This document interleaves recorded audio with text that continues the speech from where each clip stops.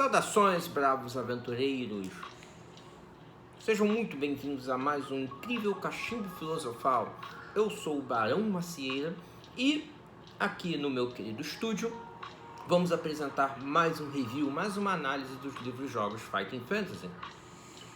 Dessa vez, The Island of the Undead.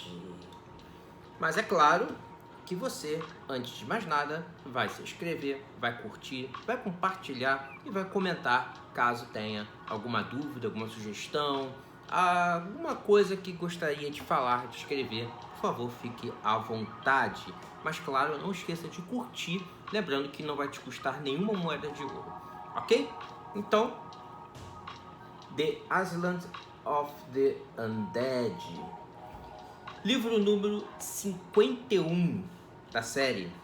E em tradução livre seria A Ilha dos Mortos-Vivos, o que não é surpresa para ninguém. Seu lançamento é datado de 30 de setembro de 1992 e o autor é, mais uma vez, Kate Martin. Aí, já conhecido por todos por ter escrito livros como Tower of Destruction, The Vault of the Vampire, né, a Cripta do Vampiro, o Ladrão de Espíritos, The Stealer of Souls, entre outros. E as ilustrações são do já clássico, conhecidíssimo Russ Nicholson, né? Foi o grande ilustrador aí do Feiticeiro da Montanha de Fogo e que também fez sua passagem por vários livros da série aí ao longo dos anos. Russ Nicholson, que faleceu recentemente, né? Infelizmente, ele nos deixou no ano passado mesmo, 2023, ou foi 2022, agora não lembro a data, mas infelizmente ele já passou, tá bom? Olha a arte dele, incrível. A capa é de Terry Oakes, mostrando essa alcova sombria, uma escadaria levando para uma passagem escura, duas gárgulas e um espírito lançando um feixe de luz em você. Vamos analisar então os mistérios desse grande livro aqui.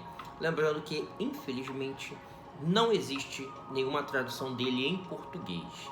Então, nem o Brasil, nem Portugal, nem nenhuma outra nação aí da língua portuguesa editou esse livro. Então, só temos ele no original em inglês, certo? Claro, deve ter em outras línguas, mas acredito que o original em inglês é o mais fácil de se encontrar. Bom, eu fiz uma crítica, uma resenha aqui por escrito, que brevemente estará disponível aí no nosso blog, no nosso site, que está escrito aí embaixo. Visite, existem muitos reviews, muitas análises de outros livros-jogos, além de outras curiosidades também naquele site, bem como uma lista dos livros-jogos, da Fighting Fantasy, entre outras coisas. Bom, a primeira observação que temos que fazer deste livro é que ele não deveria ter existido. Começa por aí. O livro 50, que foi analisado no vídeo, há 2 vídeos anteriores, o Retorno à Montanha de Fogo, ele era para encerrar a série Fighting Fantasy no Reino Unido, certo? E a editora Puffin passaria os direitos para outra editora, e aí outra editora continuaria, mas de qualquer maneira, Island of the Undead não sairia do papel, não veria a luz do dia. Ocorre que o sucesso de Retorno da Montanha de Fogo foi tão grande, mas tão grande, que ele acabou sendo anunciado. Acabou sendo anunciado em outras impressões aí do Retorno à Montanha de Fogo. Só que, curiosamente, ele foi anunciado como Plague of Undead. O título, né? Plague of the Undead. Seria a praga dos mortos-vivos. Então, ele, aqui na listagem do Retorno à Montanha de Fogo, ele já estava escrito como The Plague of the Undead. Mas quando ele veio à luz, quando foi impresso e colocado à venda, ele saiu com um título alternativo, mudado aí pelo autor, Island of the Undead, ali, Ilha dos Mortos-Vivos, e não mais a Praga dos Mortos-Vivos. Então, essa é uma curiosidade aí que temos na história. O livro 51 também possui regras muito complexas, como a possibilidade de rastrear, a obrigatoriedade de consumir provisões para não perder pontos de energia pela fome, provas matemáticas contra a trapaça e uma linearidade bem forte. Porque eu digo isso? Porque para se achar o caminho correto, para se vencer a história, existe só uma única rota. Qualquer desvio por parte do jogador poderá levá-lo à derrota. O livro também possui algumas estatísticas fantasmas na folha de aventuras. E eu vou mostrar aqui esse erro, né? Energia, habilidade, sorte, ok? Tudo tranquilo, já é familiar. Mas a honra você não usa. Não é um conceito que não é utilizado na aventura em nenhum momento. Time lapsed, né? Tempo decorrido, também não é usado. Esse jogo não tem tempo. Ele pode ser jogado sem marcação de tempo. Enemy encounter, encontro inimigo. Para que essa caixa se você tem aqui 12 caixas de encontros de combate para anotar? Então isso aqui também é inútil. Ou seja, 3 estatísticas que a gente não vai usar. São estatísticas fantasmas. E ainda tem um outro erro aqui. Você tem 2 listas de equipamentos. Uma chamada Equipment List, lista de equipamento. E uma outra chamada possessões ou possessions. Para que ter 2 caixas? Não poderia uni-las em uma só? Então, basicamente, a gente não usa essas estatísticas. A única coisa que a gente vai usar aqui é a lista de equipamentos, tá bom? Bem como a habilidade, energia e sorte.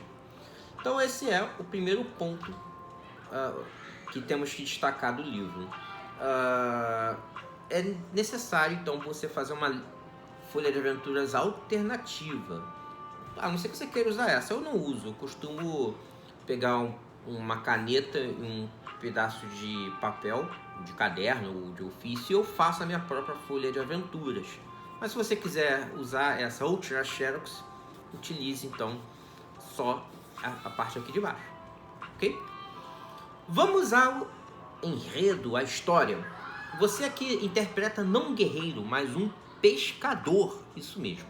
Um pescador que habita com seu pai e seus irmãos numa pequena vila na costa do Estreito das Facas, no sudeste da Lança. O nome da sua vila não é importante, ela nunca é mencionada. A vida era muito difícil por causa do solo ruim para plantio e pelas tempestades que provocam enchentes, tornados e dificultava a pesca. Então 4 magos apareceram do outro lado do mundo para morar em uma ilha próxima chamada Solane, Ilha Solane, e fecharam um acordo com o seu povo. Eles manteriam as tempestades sob controle, o que facilitaria a pesca, e trariam também chuvas regulares para facilitar as plantações, desde que o seu povo trouxesse itens, suprimentos, itens de laboratório, equipamentos, ferro, comida, pescados, água, entre outras coisas. Então, esse acordo acabou sendo selado pelos anciões da vila. Passado algum tempo, as tempestades recomeçaram e os moradores da sua vila, estão assustados com os recentes eventos e acreditam que alguma coisa aconteceu com os magos, já que a comunicação com eles cessou de vez. Então você e uma dúzia de aldeões se voluntariaram para viajar até a ilha Solane e tentar resolver aí o mistério que aconteceu com esses magos. O barco, no entanto, é atingido por uma forte tempestade, naufraga e afoga todo mundo, exceto você. Você, então, acorda nas praias da Ilha Solane, numa praia ali da Ilha Solane, e sozinho, apenas com a sua comida, que milagrosamente não molhou, não estragou. E com uma faca, agora sozinho, você vai ter que tentar desvendar aí o mistério. Logo na primeira referência, você já enfrenta algo que vai te atordoar. Um zumbi do mar, que na verdade é um membro da sua tripulação que foi levado para as águas, se afogou, aí a correnteza levou ele para a praia, mas ele no dia seguinte voltou aí como um zumbi.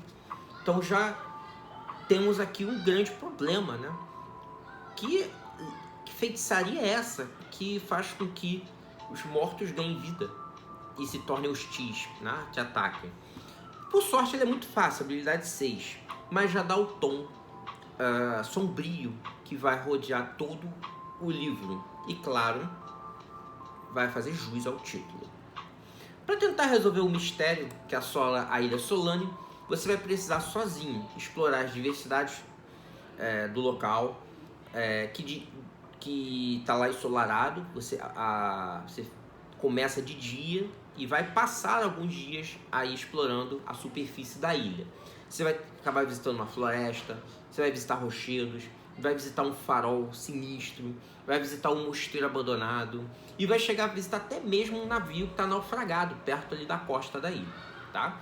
Para descobrir a localidade da Torre Negra, onde os magos habitam, e como entrar no complexo subterrâneo que os magos usam como lar, só que agora é habitado por horrores sobrenaturais e espantosos. Será necessário encontrar muitas pistas e fazer um mapa gigantesco caso queira sobreviver. Este livro possui um dos caminhos mais longos para se vencer. São 250 referências lidas para chegar até 400 e ganhar o jogo.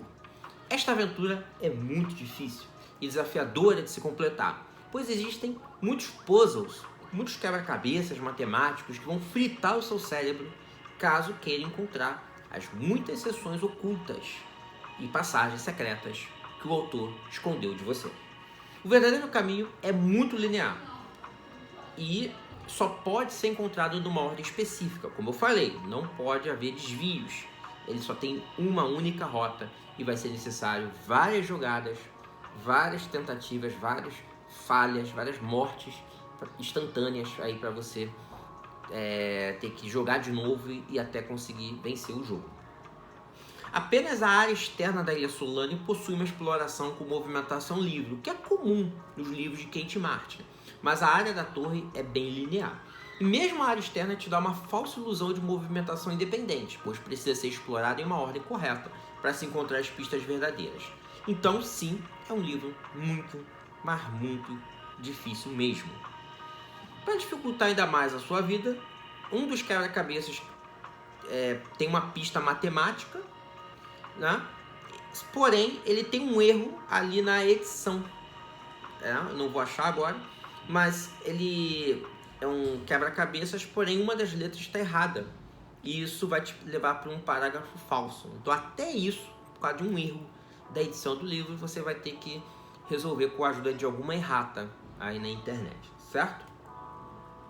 No fim, o herói descobrirá que um dos 4 magos, Zerafeles, o mestre do fogo, lembrando que cada mago manipula um elemento, fogo, ar, água e terra.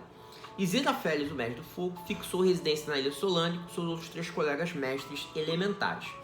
E, no entanto, o mestre da água, Molander, ele começou a se voltar para o estudo dos mortos-vivos maiores, na tentativa de aprofundar sua compreensão da interação entre os elementos e as forças da vida.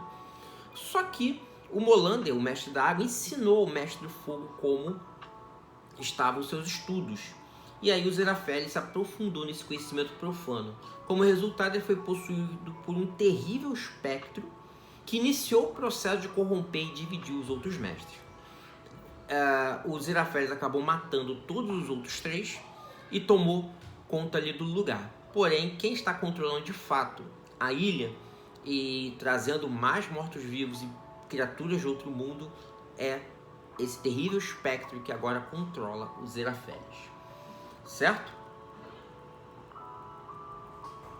Bom, ele só não teve tanto sucesso porque um dos monges que habita o monastério da ilha acabou descobrindo o plano e fugiu, roubando alguns cristais elementais que seriam muito importantes para que os Zerafeles pudessem controlar, ter o poder sobre os 4 elementos, né? E aí, em vingança, o Zerafeles matou todos os outros monges, mas esse aí acabou fugindo com os cristais e está escondido em algum lugar da ilha. Então você precisa encontrar esses cristais, precisa encontrar esse monge para ter sucesso aí na aventura. Island, ou quer dizer, Island of the Undead é provavelmente o livro mais difícil de Kate Martin. Em primeiro lugar, para vencer você vai precisar encontrar uma espada mágica. Lembrando que Kate Martin usa espada mágica em praticamente todos os seus livros. Cripta do Vampiro, Torre da Destruição, Ladrão de Espíritos, o Night Dragon também tem.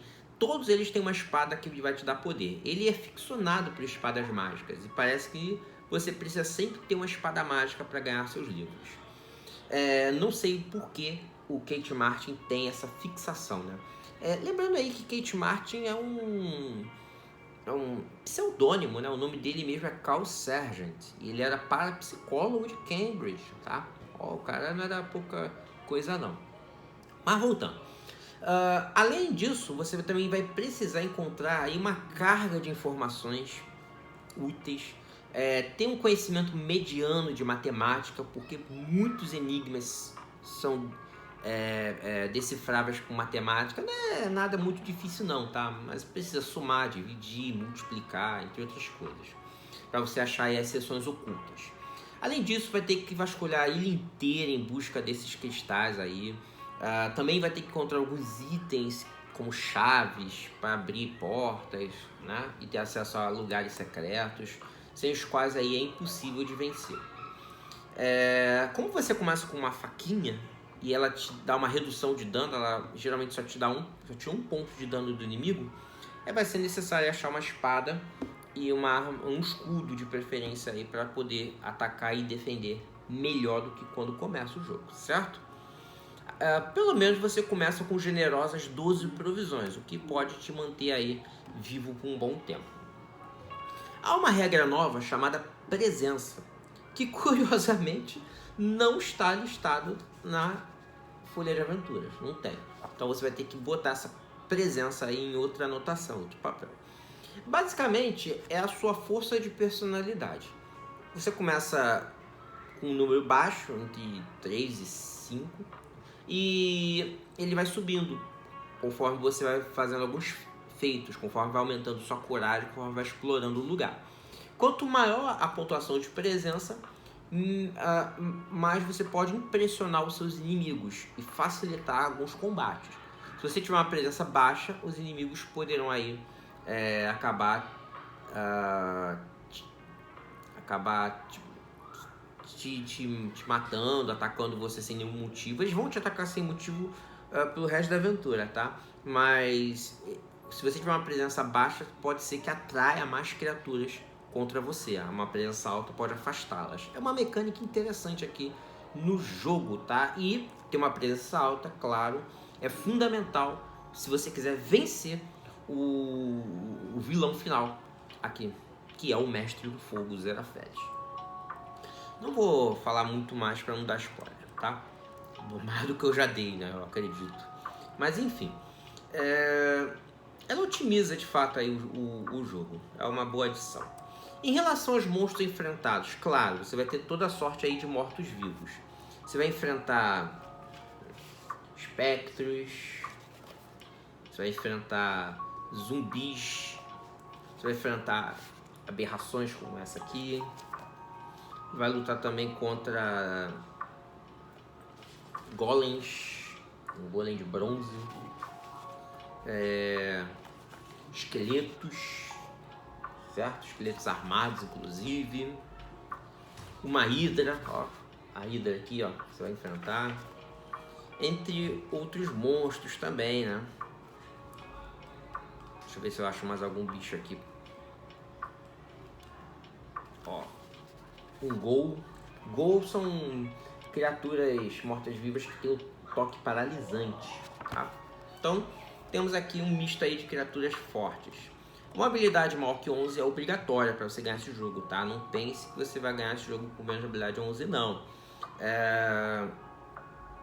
As criaturas aqui são bem fortes, as estatísticas são bem altas. Em relação à prosa, a escrita, ótima como sempre. Ele apresenta ali uma atmosfera de mistério, suspense, que transparece muito bem no texto, tá? E faz mesmo você se sentir oprimido, perdido dentro de uma ilha desconhecida. Há uma riqueza de detalhes, ele, como por exemplo, colocar uma garrafa de vinho do Porto, né, num lugar ali, no escritório que você encontra. Ele podia botar um simples vinho, mas não, ele colocou o vinho do Porto, para aumentar o realismo, ó. Sendo que, tá, tudo bem, Portugal não existia nessa época, eu não sei como o vinho do Porto foi parar aqui, mas divago. Você também, ao encontrar uma safira, não é mais simples safira, uma safira multifacetada, né, com várias facetas ali, um número X, um número específico de facetas, que é importante inclusive para um enigma matemático mais para frente. Enfim, há também ali uma necessidade de coletar garrafas, né, para você fazer poções, fazer misturas. Isso que eu não entendo muito bem, já que eu sou um pescador, então não um alquimista, mas enfim, o texto está o tempo todo ali te incentivando a coletar garrafas vazias para fazer poções. Isso é uma bola fora, creio eu. Mas não diminui nada esta aventura, tá? O texto do Kate Martin é muito bom. Ele não escreve nenhum livro mal. Todos os livros dele são bem escritos, certo? A aventura é sombria, hostil, a ameaça de mortos-vivos, portadores de pragas e doenças tá lá, né? Os parágrafos são longos, envolventes, enfim. Quanto às ilustrações, não tem muito o que dizer, né? A sombria capa é de autoria de Terry Oaks, revela uma escadaria protegida por 2 gárgulas ameaçadoras e na frente de um escuro portal, um fantasma disparando contra o espectador um raio difuso e amarelado. A figura da capa provavelmente é um dos magos que foram mortos aí, um dos bruxos que foram mortos pelos Zerafeles, que controlava ali a ilha Solane.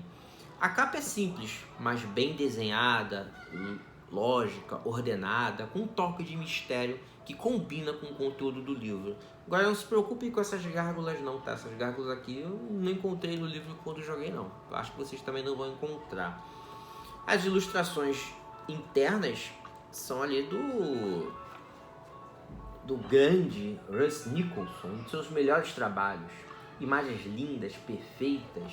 Algumas ilustrações são estranhas e indecifráveis, né? Mas, de qualquer maneira, os monstros são sempre realistas, né? Parece que vieram dos pesadelos mais profundos. São bem traçados, nenhum problema quanto às ilustrações. George Nicholson é sempre um ótimo desenhista. Island of the Undead é um jogo muito difícil, com um enredo bem interessante. É uma aventura longa, por vezes arrastada, que demanda tempo e trabalho para completar. Lembrando que é um dos caminhos mais longos da série, são quase 250 referências ou mais para ganhar. Tá? É um dos jogos que tem a solução mais longa e mais difícil para se completar. Pode afastar jogadores novatos? Pode, mas também pode atrair o público mais experiente em busca de desafios maiores para suas carreiras de RPG. Certo? Bom, então finalizamos aqui com Island of the Undead e é isso. Tenham todos uma ótima semana. Fiquem com Deus e até o próximo Cachimbo Filosofal. Beijos a todos. Tchau, tchau.